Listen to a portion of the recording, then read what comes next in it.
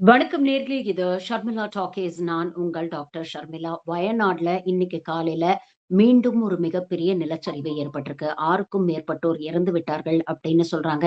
ஆ கிட்டத்தட்ட 40க்கும் மேற்பட்டோர் வந்து இந்த லேண்ட்ஸ்லைட்ல ட்ராப் ஆயிருக்கிறாங்க. அவங்கள வந்து ரெஸ்க்யூ பண்ணக்கூடிய விஷயங்கள் வந்து ஒரு பக்கம் நடந்துகிட்டு இருக்கு. இன்னும் நெறைய பேர் வந்து இன்ஜர்ட் ஆயி ஹாஸ்பிட்டலுக்கு வந்து கொண்டு போய் அட்மிட் பண்ணியிருக்கிறாங்க. மீண்டும் வயநாட்ல ஒரு மிகப்பெரிய பதட்டம் ஏற்பட்டிருக்கு. ஆ இதுல வந்து ரொம்ப கவலை அளிக்கக்கூடிய விஷயம் என்ன அப்படின்னு பார்த்தீங்கன்னா, ஒரு பக்கம் பாதிக்கப்பட்ட மக்களுக்கு வந்து நம்மளுடைய சிம்பத்தீஸ வந்து நம்ம தெரிவிச்சுக்கணும். ஆனா இன்னொரு பக்கம் this is a totally avoidable disaster. இத நாம சொல்லலங்க. ஆளும் கட்சியுடைய மினிஸ்டர் சித்திக் அவர்கள் அ பிரஸ் மீட்ல வந்து பதிவு பண்றாரு. அதாவது ஒரு எதிர்க்கட்சி தலைவர் குற்றச்சாட்டா சொல்லல, ஒரு சோசியல் ஆக்டிவிஸ்ட்லாம் சொல்லல.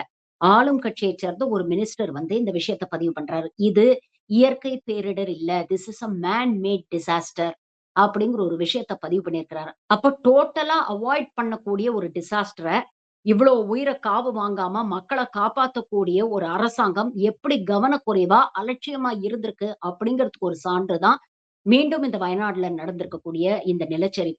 இந்த நிலச்சரிவு எங்க ஏற்பட்டிருக்கு அப்படின்னு பார்த்தீங்கன்னா, வயநாடுல கல்லாடி அப்படிங்கிற ஒரு இடத்துல டனல் ப்ராஜெக்ட் ஒண்ணு பண்றாங்க. அதாவது மலப்புறத்தையும், வயநாடையும் கனெக்ட் பண்ணக்கூடிய ஒரு அண்டர் கிரவுண்ட் டனல் ப்ராஜெக்ட் ஒண்ணு பண்றாங்க. இது வந்து கேரளா ஸ்டேட் கவர்ன்மென்ட்டும், கொன்கன் ரயில்வே கார்ப்பரேஷன் லிமிடெட் அதாவது ஒன்றிய அரசும், மாநில அரசும் சேர்ந்து செய்யக்கூடிய ஒரு ப்ராஜெக்ட்டா இருக்கு. இந்த ப்ராஜெக்ட் நடக்கக்கூடிய இடத்துல தான் நேத்து பார்த்தீங்கன்னா, 24 மணி நேரத்துல கிட்டத்தட்ட 256 மில்லிமீட்டர் மழை பெய்ஞ்சிருக்கு. இப்படி கடுமையான மழைய அந்த மலை பிரதேசத்துல இருக்கக்கூடிய அந்த ஸ்லோப்ஸால தாங்க முடியாததுனால தான், இப்படிப்பட்ட ஒரு நிலச்சரிவு வந்து ஏற்பட்டிருக்கு அப்படின்னு சொல்றாங்க. உடனே fire rescue department, police, national disaster relief team, state disaster relief team எல்லாரும் அங்க போயிருக்கிறாங்க.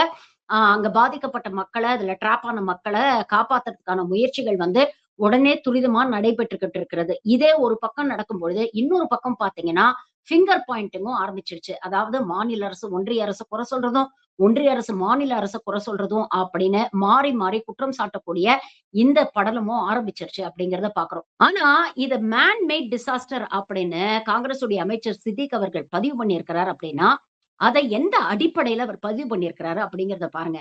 ஃபர்ஸ்ட் அண்ட் ஃபார்மோஸ்ட் என்னன்னா, இந்த டனல் கன்ஸ்ட்ரக்ஷன் வந்து மத்திய, மாநில அரசுடைய ஒரு கூட்டு முயற்சின்னு சொல்றாங்க. அப்ப மாநில அரசு சார்ப கேஆர்சிஎல்க்கு தொடர்ந்து அவங்க வந்து வார்னிங்ஸ் குடுத்துட்டு இருந்தாங்க. அதாவது இந்த டனல் நீங்க நோண்டும் பொழுது அந்த எக்ஸ்கவேட்டட் அந்த எர்த் இருக்கு இல்லையா? அத வந்து கண்ட இடத்துல நீங்க டம்ப் பண்றீங்க.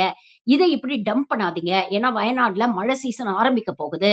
இது ஏற்கனவே நிலச்சரிவுகள் அதிகம் ஏற்படக்கூடிய ஒரு மாவட்டமாக இருக்கிறதுனால, இப்படி டம்ப் பண்ணாதீங்க. உடனே இத கிளியர் பண்ணுங்க அப்படின்னு தொடர்ந்து அவங்களுக்கு 1க்கும் மேற்பட்ட வார்னிங்ஸ் குடுத்திருக்காங்க, டைரக்ஷன்ஸ் குடுத்திருக்காங்க. அப்படி இருந்தும் கேஆர்சிஎல் வந்து இந்த வார்னிங்ஸ இக்னோர் பண்ணியிருக்கிறாங்க. இப்படி இவங்க தோண்டி எடுத்த அந்த அந்த டம்ப்ட் எர்த்த வந்து அவங்க அங்கேருந்து அகற்றாம விட்டிருக்கிறாங்க அப்படிங்கிறது ஒரு முக்கியமான விஷயம். 2வது முக்கியமான விஷயம் என்னன்னு பார்த்தீங்கன்னா, மாநில அரசு ஒன்றிய அரச குறை சொல்ற மாரி, மாநில அரசுமே இங்க தவறு பண்ணியிருக்கு. அதாவது வயநாட் டவுன்ஷிப் ப்ராஜெக்ட் அப்படிங்கிற ஒரு ப்ராஜெக்ட்ட மாநில அரசு சார்பாக அவங்க செஞ்சுட்டு இருக்காங்க. இதுல உச்சபட்ச வேதனை என்னன்னா, இந்த வயநாட் டவுன்ஷிப் ப்ராஜெக்ட் அப்படிங்கிறதே 2024ல ஒரு மிகப்பெரிய நிலச்சரிவு ஏற்பட்டது. கிட்டத்தட்ட 260 பேர் அதுல இறந்து போனாங்க. இந்த நிலச்சரிவுல வீடு வாசல இழந்த அந்த மக்களுக்காக அரசு தரப்புல இருந்து அவங்க அங்க ஹவுசிங் அக்காமடேஷன் கட்டி குடுக்குறாங்க. அப்படி கன்ஸ்ட்ரக்ட் பண்ணும்போது, அங்க தோண்டி எடுக்கப்பட்ட மண்ணையும், இவங்க ரொம்ப அலட்சியமா அங்கேயே டம்ப் பண்ணியிருக்கிறாங்க. அதாவது ஒரு பக்கம் ஒன்றிய அரசுக்கு வந்து டைரக்ஷன்ஸ் குடுக்க தெரிஞ்ச மாநில அரசுக்கு, நாமளும் அதே மாதிரி தான் ஒரு கன்ஸ்ட்ரக்ஷன் பண்றோமே, அப்ப நாம கேர்ஃபுல்லா இருக்கணுமே, அப்படிங்கிறத அவங்க யோசிச்சே பார்க்கல. சோ இது 2ம் சேர்ந்து இந்த நிலச்சரிவுக்கு கான்ட்ரிபியூட் பண்ணியிருக்கு அப்படிங்கிறத சொல்றாங்க. ஒரே நாள்ல கிட்டத்தட்ட 260 மில்லிமீட்டர் மழை பெஞ்ச உடனே, ஒட்டு மொத்தமா வயநாடு அப்படியே சரிஞ்சு விழுந்திருக்கு அப்படிங்கிறது தான் இன்னைக்கு உண்மை. இது வயநாட்ல மட்டும் நடக்குதா அப்படின்னு கேட்டீங்கன்னா இல்ல. கடந்த 5 வருஷமா நீங்க பார்த்தீங்கன்னா, இந்தியால இருக்கக்கூடிய பல்வேறு மலை பிரதேசங்களில் இதுதான் ஒரு பேட்டர்னாவே நடந்துகிட்டு இருக்கு. அதாவது ஆட்சிகள் மாறும். ஆனா காட்சிகள் மாறாது அப்படிங்கிற மாரி ஒவ்வொரு மாநிலத்திலயும் ஒவ்வொரு கட்சி ஆட்சிக்கு வருது. ஆட்சிக்கு வந்தோனே நாங்க இத பண்ண போறோம், அத பண்ண போறோம் அப்படின்னு சொல்லிட்டு இஷ்டத்துக்கு வாக்குறுதிகள அள்ளி விடுறது. ஆனா என்விரான்மென்டலிஸ்ட் ஆகட்டும், சயின்டிஸ்ட் ஆகட்டும், என்ஜினியர்ஸ் ஆகட்டும் எல்லாரும் தொடர்ந்து வார்ன் பண்ணிட்டு இருக்கிறாங்க. இந்த மாதிரி மலை பிரதேசங்கள்ல மக்கள் தொகை அதிகம் ஆக ஆக நீங்க இந்த மாதிரி எந்தவித ரூல்ஸ் ரெகுலேஷன்ஸும் ஃபாலோ பண்ணாம இன்டிஸ்கிரிமினேட்டா இந்த மாதிரி கன்ஸ்ட்ரக்ஷன் ஒர்க் பண்ணீங்கன்னா இது அந்த நிலத்தை பாதிக்கும், அந்த நிலத்தை வலுவிழக்க செய்யும். இதனால கிளைமேட்டிக் சேஞ்சஸ் வரும்பொழுது அது மிகப்பெரிய பேரிடர்கள்ல கொண்டு போய் விட்டுரும் அப்படிங்கறத தொடர்ந்து வார்ன் பண்ணிட்டு இருக்காங்க. ஆல்ரெடி நீங்க பாத்தீங்கன்னா எல்னினோ எஃபெக்ட்ங்கிறாங்க, ஓசோன் லேயர்ல ஓட்டை விழுந்துருச்சு அப்படிங்கிறாங்க. இன்னைக்கு பல இடங்கள்ல பாத்தீங்கன்னா கிளைமேட்டே அப்படியே டோட்டலா மாறி இருக்கு. ரொம்ப எக்ஸ்ட்ரீம் சம்மர்ஸா இருக்கு, இல்லன்னா எக்ஸ்ட்ரீம் ரெயின்ஃபால்ஸா இருக்கு. அப்படி இருக்கக்கூடிய சூழ்நிலையில கொஞ்சமாவது இயற்கையை பத்தி நாம கவலைப்படணும் அப்படிங்கிற ஒரு பொறுப்புணர்ச்சி எந்த அரசுக்குமே இல்ல. இதற்கு முன்னால இருந்த லெப்ட் அரசாக இருக்கட்டும், இல்ல இப்ப பதவிக்கு வந்த காங்கிரஸாக இருக்கட்டும், இல்ல வட மாநிலங்கள்ல இருக்கக்கூடிய பாஜக அரசாக இருக்கட்டும், எல்லாருக்குமே இதுதான் நிலைமை. இதற்கு சான்று இந்த கடந்த 5 வருஷத்துல நடந்த பேரிடர்கள். ஃபர்ஸ்ட் அண்ட் ஃபார்மோஸ்ட் பாத்தீங்கன்னா November 2023ல Silkyara tunnel, Chardham project அப்படிங்கிற ஒரு ப்ராஜெக்ட் மிகப்பெரிய ஹைவே எக்ஸ்பான்ஷன் உத்தரகாண்ட்ல பண்றாங்க. அப்ப அந்த சில்கியாரா டனல்ல இதே மாதிரிதான் நிலச்சரிவு ஏற்பட்டு கிட்டத்தட்ட 41 பேர் 17 நாள் உள்ள மாட்டிக்கிட்டு இருந்தாங்க. அவங்கள ரெஸ்கியூ பண்ணி வெளியில கொண்டு வரதுக்குள்ள போதும் போதும்னு ஆயிருச்சு. அதே மாதிரி பாத்தீங்கன்னா உத்தரகாண்ட்ல சார்தாம் ஹைவே எக்ஸ்பான்ஷன் வைடிங்ல 2018, 2022, 2023ன்னு தொடர்ந்து விடாம இது போன்ற நிலச்சரிவுகள் ஏற்பட்டிருக்கு. தப்போவன் விஷ்ணுகாட் ஹைட்ரோ பவர் ப்ராஜெக்ட் அப்படின்னு 2021ல பண்ணாங்க. இந்த ப்ராஜெக்ட் போது ஒரு கிளேஷியல் அவுட்பர்ஸ்ட் நடந்து கிட்டத்தட்ட 140 பேர் இறந்து போனாங்க. அப்பவும் இந்த மாதிரி கன்ஸ்ட்ரக்ஷன்ஸ தயவு செஞ்சு இங்க பண்ணாதீங்க. ஏகப்பட்ட கிளேசியர்ஸ் இருக்கு. இந்த மாதிரி தொடர்ந்து நீங்க கன்ஸ்ட்ரக்ஷன் பண்ணீங்கன்னா, அது பேசிக் டெம்பரேச்சரை ஏத்தி இந்த கிளேஷியல் பர்ஸ்ட்டுக்கும், லேண்ட்ஸ்லைடுக்கும் வழிவகுக்கும்னு அங்க இருக்கக்கூடிய சயின்டிஸ்ட், என்விரான்மென்டலிஸ்ட், என்ஜினியர்ஸ் எல்லாருமே வார்ன் பண்ணாங்க. ஆனா அத பத்தி எல்லாம் அரசாங்கம் கவலைப்படல. அதே மாதிரி பாத்தீங்கன்னா, நோனி லேண்ட்ஸ்லைட் மணிப்பூர்ல 2022ல இதுல கிட்டத்தட்ட 50க்கும் மேற்பட்டவர்கள் முக்கியமாக ஆர்மி ஜவான்ஸ் பலியாகி இருக்கிறாங்க. ஜோஷிமட் லேண்ட்ஸ்லைடு இத பத்தி நிறைய நியூஸ்ல அங்க இருக்கக்கூடிய மக்கள் வந்து வருஷக்கணக்கா போராடினாங்க.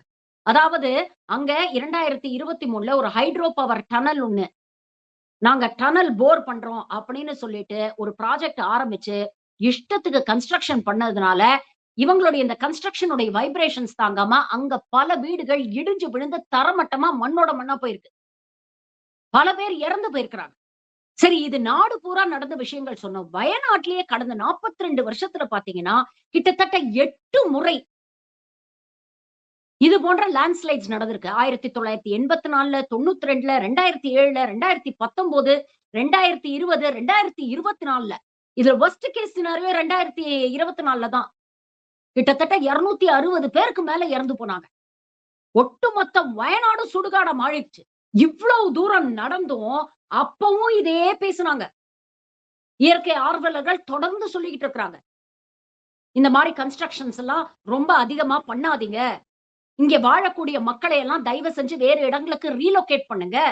ஒரு அளவுக்கு மேல பாப்புலேஷன் எக்ஸ்பான்ஷன் ஆச்சுன்னா இந்த மாதிரி கன்ஸ்ட்ரக்ஷன்ஸ் நடந்ததுன்னா அது இயற்கை சூழலை பாதிக்கும். அது அந்த மக்களுக்கே, அங்க வாழக்கூடிய மக்களுக்கே ஆபத்தா போய் முடிஞ்சிடும் அப்படின்னு தொடர்ந்து சயின்டிஸ்ட் வார்ன் பண்றாங்க. தொடர்ந்து என்விரான்மெண்டலிஸ்ட் வார்ன் பண்றாங்க. அப்படி இருந்தும் 2026ல இப்படி ஒரு விஷயம் நடந்திருக்கு. அதுலயும் உச்சபட்ச வேதனை என்னன்னு பாருங்க. 2024ல வீடு வாசல் எல்லாம் இழந்தாங்கல்ல, அவங்களுக்கு அதே இடத்துல வீடு கட்டி கொடுக்கிறோம் அப்படின்னு சொல்லி மறுபடியும் அவங்கள கொண்டு போய் இப்படிப்பட்ட ஒரு சூழ்நிலையில தள்ளி விட்டு இருக்கீங்க. அப்ப கடந்த காலத்துல நடந்த விஷயங்கள்ல இருந்து நீங்க என்ன பாடம் கத்துக்கிறீங்க அப்படிங்கிற கேள்விய எல்லா அரசையும் நோக்கி தானே நாம எழுப்ப வேண்டியிருக்கு. மக்கள் எதுக்கு ஓட்டு போட்டு தேர்ந்தெடுத்து உங்களை கொண்டு வந்து ஆட்சியில் அமர்த்துறாங்க? மக்களுடைய நலன் சார்ந்த விஷயங்களை மட்டும் நீங்க கன்சிடர் பண்ணுவீங்க. கன்ஸ்ட்ரக்ஷன் பண்ணக்கூடாது, டெவலப்மெண்ட் பண்ணக்கூடாது அப்படின்னு யாருமே சொல்லல. ஆனா risk versus benefit analysis, environmental impact அனாலிசிஸ்லாம் எத்தனை கவர்மெண்ட் சின்சியரா பண்றீங்க? இறந்து போயிட்டாங்கன்னா அவங்களுக்கு ஏதாவது நிவாரண தொகை அப்படின்னு ஒண்ணு கொடுத்துட்டு அது அப்படியே கடந்து போயிட வேண்டியது. பெரிய பெரிய ப்ராஜெக்ட்ஸ கார்ப்பரேட்டுக்கு கொடுத்து அதுல கமிஷன் பார்க்க வேண்டியது. செத்து போறவனுக்கு ஒரு 5 லட்சமோ 10 லட்சமோ கொடுத்து அவங்க வாயை அடைச்சிடலாம்னு நினைக்கிறீங்க. இன்னும் எத்தனை நாளைக்கு இந்த அவலம் தொடர போகுது? 42 வருஷத்துல ஒரே மாவட்டத்துல கிட்டத்தட்ட 8, 9 தடவை இப்படி ஒரு விஷயம் நடந்திருக்கு அப்படின்னா இதுல இருந்து நீங்க என்ன பாடம் கத்துக்கிட்டீங்க அப்படின்ற கேள்விய அரசியல்வாதிகள் நோக்கி நம்ம எழுப்ப வேண்டாமா? இப்படி டம்ப் பண்ணாதீங்கன்னு வார்னிங் கொடுத்தா போதுமா? அந்த டம்பிங்க கிளியர் பண்ணிருக்காங்களா அப்படிங்கறத போய் இன்ஸ்பெக்ஷன் பண்ண வேண்டாமா? அப்படி கிளியர் பண்ணலைன்னா முதல்ல இத கிளியர் பண்ணுங்க, அதுக்கப்புறம் மறு வேலை பாருங்க அப்படின்னு நின்னு அந்த வேலைய வாங்க வேண்டாமா? இல்ல இன்ஸ்பெக்ஷன் பண்ணிட்டு காச வாங்கிட்டு சரி என்னத்தையோ பண்ணிட்டு போங்க அப்படின்னு கடந்து போயிட்டீங்களா? அப்படி பண்ணியிருந்தா அந்த அதிகாரிகள் மேல நடவடிக்கை எடுக்க வேண்டாமா? இவ்ளோ பேர் இறந்து போயிருக்கிறாங்கன்னா, அவங்க சாவுக்கு ஒரு அர்த்தம் வேண்டாமா? அதுக்கு யார் ரெஸ்பான்சிபிளோ, அக்கவுண்டபிளோ அவங்கள கொண்டு போய் கோர்ட்ல நிறுத்தி அவங்களுக்கு தண்டனை வாங்கி குடுக்க வேண்டாமா? ஒரு உயிருங்கிறது இந்த அரசாங்கங்களுக்கும், அரசியல்வாதிகளுக்கும் எவ்ளோ அலட்சியமா போயிடுச்சு பாருங்க. இன்னும் எத்தன பேர் இறந்திருக்காங்க, இன்னும் எத்தன பேர் உள்ள மாட்டிக்கிட்டு இருக்காங்க அப்படிங்கிறது தெரியல. ஆனா அந்த விஷுவல்ஸ் எல்லாம் பார்க்கும்பொழுது அவ்ளோ பதட்டமா இருக்கு. போன்ல பார்க்க நமக்கே இப்படி இருக்கே, அப்ப அங்க இருந்து அத அனுபவிக்கக்கூடிய அந்த அப்பாவி, ஏழை, எளிய மக்களுடைய நிலைமைய கொஞ்சம் யோசிச்சு பாருங்க. இதெல்லாம் என்னைக்கு மாறப்போகுதோ தெரியல. நன்றி. வணக்கம்.